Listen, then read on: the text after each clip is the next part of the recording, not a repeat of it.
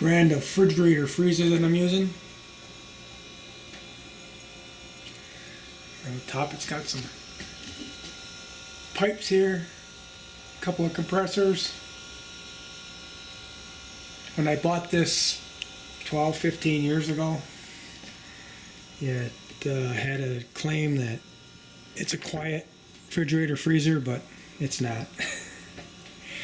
The controls are right up here, and I can adjust the freezer, so right now I've got it beyond 50. The refrigerator is a little closer to normal. But if I have it even at 40, it freezes. The jar's in the back. So here's the refrigerator. I do have some fermented food in the doors here. This one right here is 2 years old. I'm still eating on it a little bit. Basically, I want to find out how long it would last once it's in the refrigerator.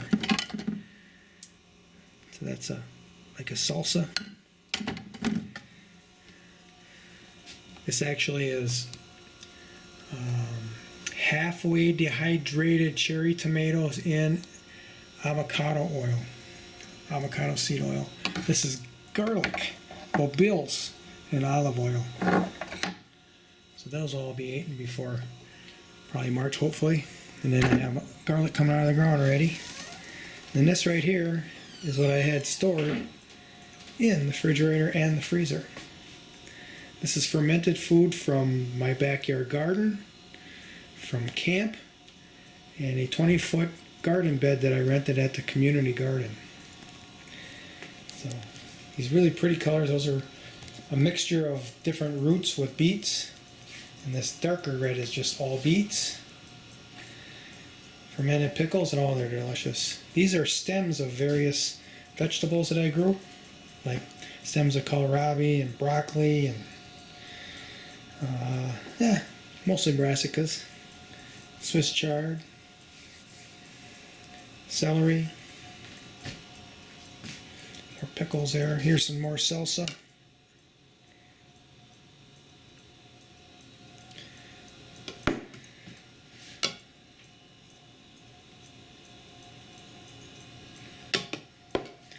And I have some roots these are the same types of roots that are in with the beets, but there's no beets in here. A nice pretty rainbow of colors.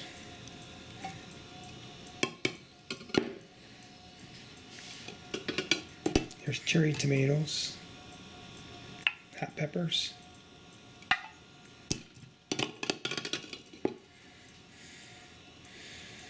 This is, as I pull it out of here, I was trying to think, I can't remember what I made this out of.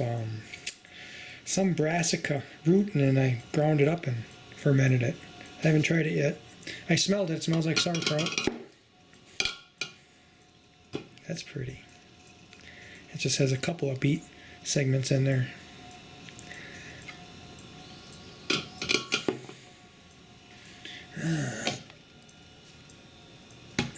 That's kind of disintegrating. I don't know. I don't remember what's in that one. Oh, it looks like radishes. Mostly radishes, I think. There's always a residue at the bottom. When I put them back in the fridge freezer, I'll shake them out. What I did is I would fill these jars with these vegetables and just put some salt in it. If I had to guess, it was somewhere between a teaspoon and a tablespoon. And I never measured it. Filled it up with spring water that we get from the countryside. Shook it up good, put the cover on it, and every day you gotta burp that cover or else that cover will explode right off the jar. I actually had one jar totally explode. And in 2 days it begins to build a lot of pressure. And at some point you're going to open to burp it, and it's just the water bubbles are going to flow out of it. That's the lactobacteria taking over.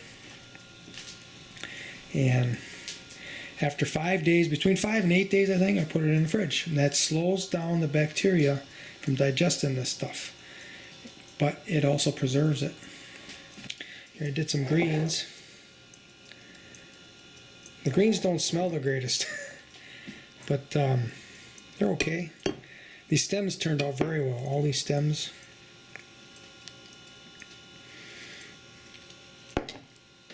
This one here I've been eating on. This is fermented pickles.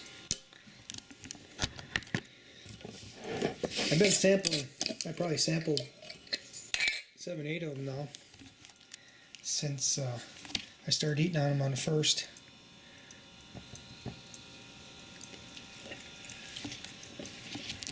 They're good. That's what dill. Very good. So there's 56, 57, 58, 59 jars. These are half-gallon jars, and then plus a couple of quarts on the doors. I believe this is plenty to get me through until the garden begins to produce again. 5, 6 months from now. Plenty of vegetables, the vegetable side of things.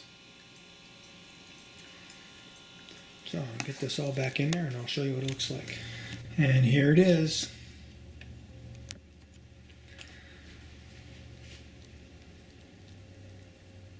This is the last of the fresh vegetables that I have.